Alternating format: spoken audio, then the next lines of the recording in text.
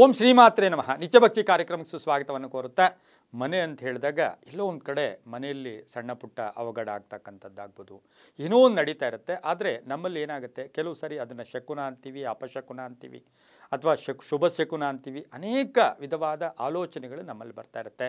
ಆದರೆ ಇವತ್ತಿನ ಒಂದು ಪ್ರಶ್ನೆ ಏನಿರುತ್ತೆ ಅಂದರೆ, ನಮ್ಮಲ್ಲಿರ್ತಕ್ಕಂಥ ಮನೆಯಲ್ಲಿರ್ತಕ್ಕಂಥ ಗಾಜಿನ ಗ್ಲಾಸುಗಳಾಗ್ಬೋದು, ಗಾಜಿನ ಕಿಟಕಿಗಳಾಗ್ಬೋದು, ಗಾಜಿನ ವಸ್ತುಗಳಾಗ್ಬೋದು, ಮನೇಲಿ ಉಪಯೋಗಿಸ್ತಕ್ಕಂಥ ಡೈನಿಂಗ್ ಟೇಬಲ್ ಇರ್ಬೋದು, ಡೈನಿಂಗ್ ಟೇಬಲ್ ಮೇಲೆ ಉಪಯೋಗಿಸೋ ಗಾಜಿನ ವಸ್ತುಗಳಾಗ್ಬೋದು, ಇವೆಲ್ಲವೂ ಕೂಡ ಒಡೆದು ಹೋದರೆ ಅದು ಶುಭನ ಅಶುಭನ, ಯಾವ ರೀತಿಯ ಮುನ್ನೆಚ್ಚರಿಕೆಯನ್ನು ನಾವು ತಗೋಬೇಕಾಗಿರುತ್ತೆ ಅಂತಕ್ಕಂಥದ್ದನ್ನು ನಾವು ಇವತ್ತಿನ ದಿವಸ ಕೂಲಂಕುಷವಾಗಿ ಪರಿಶೀಲನೆ ಮಾಡೋಕ್ಕೆ ಹೋಗ್ತಾ ಇದ್ದರೆ, ಮನೆಯಲ್ಲಿ ಗಾಜಿನ ವಸ್ತುಗಳು, ಅದು ಗಾಜು ನಾವು ಕನ್ನಡಿಗೆ ಬೇರೆ ಪ್ರಾಶಸ್ತ್ಯ ಕೊಡ್ತೀವಿ, ಕನ್ನಡಿ ಹೊಡೆದ್ರೆ ಅದು ಬೇರೆ.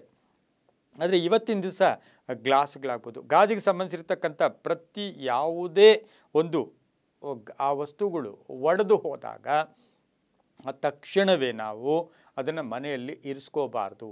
ನಮಗೆ ಒಡೆದೋಗಿದೆ ಅಂತ ಗೊತ್ತಾಗಿದ್ದ ತಕ್ಷಣ ನಾವೇನು ಮಾಡ್ತೀವಿ, ಒಂದು ಮೂಲೆಯಲ್ಲಿ ಇಟ್ಬಿಡ್ತೀವಿ. ಅದು ಒಡೆದೋಗಿದೆ, ಇರಲಿ ಬಿಡಿ, ನಿಧಾನವಾಗಿ ತೊಗೊಂಡೋಗೋಣ. ತಕ್ಷಣ ಅದನ್ನು ಮನೆಯಿಂದ ಅದನ್ನು ಡಿಸ್ಪೋಸ್ ಮಾಡಬೇಕು. ಅದನ್ನು ನೀವು ಯಾವುದಕ್ಕೂ ಇದಾಗದೆ, ಯಾರಿಗೂ ಹಾನಿ ಆಗದೆ ಅದನ್ನು ಒಂದು ಕಡೆ ಇದು ಮಾಡಬೇಕು.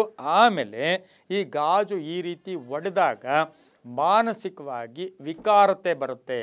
ಮಾನಸಿಕವಾಗಿ ಮನೆಯಲ್ಲಿ ವಿಕಾರತೆ ಇರ್ಬೋದು. ಎಲ್ಲ ತುಂಬ ಚೆನ್ನಾಗಿರೋರೇ ಸಣ್ಣ ಪುಟ್ಟ ಕಲಹಗಳು ಕೂಡ ಮಾಡ್ಕೊಳ್ಳೋಕ್ಕೂ ಪ್ರಯತ್ನ ಪಡ್ತಾರೆ. ಸ್ವಲ್ಪ ಭಿನ್ನಾಭಿಪ್ರಾಯಗಳಿರ್ಬೋದು. ಹಾಗೆಯೇ ಸ್ವಲ್ಪ ಗಂಡಾಂತರ ಸೂಚಿ ಅಂತ ಹೇಳುತ್ತೆ. ಏನೋ ಒಂದು ಮನೆಯಲ್ಲಿ ಒಂದು ಗಂಡಾಂತರ ಬರ್ತಾ ಇದೆಯಪ್ಪ, ಸ್ವಲ್ಪ ಹುಷಾರಾಗಿರಿ ಅಂತಕ್ಕಂಥದ್ದು ಬರುತ್ತೆ. ಹಾಗೆಯೇ ಅದು ಕಾರಿನ ಗಾಜು ಆಗ್ಬೋದು. ಎಷ್ಟೋ ದಿನ ಕಾರು ಗಾಜು ಒಡೆದಿದ್ರೂ ಕೂಡ ಆ ಒಂದು ಮಾರ್ಕ್, ಕಾರಿನ ಗಾಜಿನ ಮಾರ್ಕ್ ಕಾಣಿಸಿದ್ರು ಕೂಡ ಕಾರನ್ನು ಹಾಗೇ ಚಲಾಯಿಸ್ತಾ ಇರ್ತಾರೆ, ಅಥವಾ ಏನಾದರೂ ಸ್ಟಿಕ್ಕರ್ ಹಾಕಿರ್ತಾರೆ. ದಯವಿಟ್ಟು ಬೇಡ. ಅದರಿಂದ ಏನಾಗುತ್ತೆ, ಆ ಕಾರ್ನಲ್ಲಿ ಸಣ್ಣ ಪುಟ್ಟ ಅನಾಹುತ ಮುಂದೆ ಕಾದಿದೆ. ಹುಷಾರಾಗಿರಿ, ಜಾಗೃತಿಯಾಗಿರಿ. ಆ ಗ್ಲಾಸನ್ನು ಚೇಂಜ್ ಮಾಡಿಸಿ. ನಮಗೆ ಹಣಕಾಸಿನ ವ್ಯವಸ್ಥೆ ಇಲ್ಲ, ಸಾಲ ಮಾಡಿ ಆದರೂ ಕಷ್ಟಪಟ್ಟು ಆದರೂ ಆ ಗ್ಲಾಸನ್ನು ಚೇಂಜ್ ಮಾಡೋದ್ರಿಂದ ಸಾಕಷ್ಟು ಶುಭ ಕೂಡ ಆಗುತ್ತೆ. ಇನ್ನು ಮನೆಯಲ್ಲಿ ಹೊಡಿತಕ್ಕಂಥ ಗಾಜುಗಳು, ನಾವು ಇದನ್ನು ಸ್ವಲ್ಪ ಇನ್ನೂ ಡೀಪಾಗಿ, ಇನ್ನೂ ಸ್ವಲ್ಪ ಆಂತರಿಕವಾಗಿ ಹೋಗೋಕ್ಕೆ ಹೋದಾಗ ಅದು ಯಾವ ದಿನ ಹೊಡೆಯುತ್ತೆ, ಯಾವ ಸಮಯಕ್ಕೆ ಹೊಡೆದಿದೆ, ಇವೆಲ್ಲವನ್ನು ತಗೋಬೇಕಾಗಿತ್ತು. ಆದರೆ ಅಷ್ಟೆಲ್ಲ ತಲೆ ಕೆಡಿಸ್ಕೊಳ್ಳೋದಕ್ಕಿಂತ ಮುಖ್ಯವಾಗಿ ಗಾಜಿನ ಕಿಟಕಿಯ ಗ್ಲಾಸ್ ಹೊಡೆದಿದೆ, ಇರಲಿ ಬಿಡಿ, ಹಾಗೆ ಇರಲಿ, ಪರವಾಗಿಲ್ಲ ಅಂತ ಅದಕ್ಕೊಂದು ಪ್ಲಾಸ್ಟಿಕ್ ಸ್ಟಿಕ್ಕರ್ ಹಾಕಿದಾಗ ಆ ಮನೆಗೆ ನವಗ್ರಹಗಳ ಕಾಟ ಇರ್ಬೋದು, ಪಿಶಾಚಿಗಳ ಕಾಟ ಇರ್ಬೋದು, ದುಷ್ಟಶಕ್ತಿಗಳ ಕಾಟ ಇರ್ಬೋದು, ನಕಾರಾತ್ಮಕ ಶಕ್ತಿಗಳ ಕಾಟ, ಎಲ್ಲಕ್ಕಂತ ಮಿಗಿಲಾಗಿ ಜ್ಯೇಷ್ಠಾಲಕ್ಷ್ಮಿ. ನಮಗೆ ಲಕ್ಷ್ಮಿ ಗೊತ್ತು. ಜ್ಯೇಷ್ಠಾಲಕ್ಷ್ಮಿ ಯಾರು?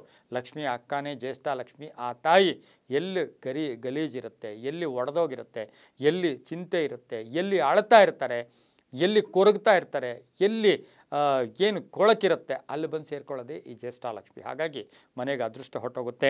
ಹಾಗಾಗಿ ತಕ್ಷಣವೇ ಚೇಂಜ್ ಮಾಡಿದ್ದಾದರೆ ಅದು ತುಂಬಾ ಒಳ್ಳೆಯದಾಗ್ತಕ್ಕಂಥದ್ದು. ಬಳೆ ಹೊಡಿಬಾರ್ದು, ಮನೆಯಲ್ಲಿ ಗಾಜುಗಳು ಹೊಡಿಬಾರ್ದು. ಒಡೆದೋಗಿರೋ ಕನ್ನಡಿಯನ್ನು ಅರ್ಧ ಹೊಡೆದಿದ್ರು ಕೂಡ ಇನ್ನೊಂದು ಪೀಸ್ ಇದೆ ಬಿಡಿ, ಅದರಲ್ಲಿ ನೋಡ್ಕೊಳ್ತಾ ಇರ್ತೀವಿ ಅಂತ ಹೋಗ್ತೀವಿ, ಅದು ಬಹಳ ತಪ್ಪಾಗುತ್ತೆ. ಅದರಿಂದ ಆರೋಗ್ಯ ಕೆಟ್ಟೋಗ್ತಕ್ಕಂಥದ್ದು, ಮಾನಸಿಕವಾಗಿ ಹಿಂಸೆ ಆಗ್ತಕ್ಕಂಥದ್ದು. ಈವನ್ ಬೀರುಗಳಾಗ್ಬೋದು, ಅಲ್ಮೇರೆಗೆ ಹಾಕಿರ್ತಕ್ಕಂಥ ಗ್ಲಾಸ್ಗಳಾಗ್ಬೋದು, ಇಂಟೀರಿಯರ್ ಡಿಸೈನ್ಸಲ್ಲಿ ಈ ಬೀರು, ಅಲ್ಮೇರ, ಕನ್ನಡಿಗಳೆಲ್ಲ ಹಾಕಿರ್ತಾರೆ. ಅವು ಒಡೆದೋಗಿರ್ತವೆ, ಹಾಗೇ ಉಪಯೋಗಿಸ್ಕೊಳ್ತಾ ಇರ್ತೀರ. ಅದರಿಂದ ಅಷ್ಟು ಶುಭ ಕೂಡ ಅಲ್ಲ ಅಂತ ಹೇಳ್ತಾ, ಆ ರೀತಿ ಆದಾಗ, ಆ ರೀತಿ ಗಾಜು ಹೊಡೆದಾಗ ಸಂಧ್ಯಾಕಾಲದಲ್ಲಿ ಶುದ್ಧರಾಗಿ ಕೈಕಾಲು ಮುಖ ತೊಳ್ಕೊಂಡು ದೀಪಕ್ಕೆ 5 ಏಲಕ್ಕಿಯನ್ನು ಹಾಕಿ ಆ ದೀಪವನ್ನು ಹಚ್ಚಿದ್ದೆ ಆದರೆ, 5 ಏಲಕ್ಕಿ ಹಾಕಿ ಆ ದೀಪವನ್ನು ಹಚ್ಚಿದ್ದೆ ಆದರೆ ಈ ಗಾಜು ಒಡೆದಂತಹ ದೋಷ ಕೂಡ ನಿವಾರಣೆಯಾಗುತ್ತೆ. ಎಲ್ಲವೂ ನಂಬಿಕೆಯ ಆಧಾರದಲ್ಲಿ ಅಂತ ಹೇಳ್ತಾ, ಸರ್ವೇ ಜನ ಸುಖಿನೋ ಭವಂತು, ಸಮಸ್ತ ಸನ್ಮಂಗಳಾನಿ ಭವಂತು.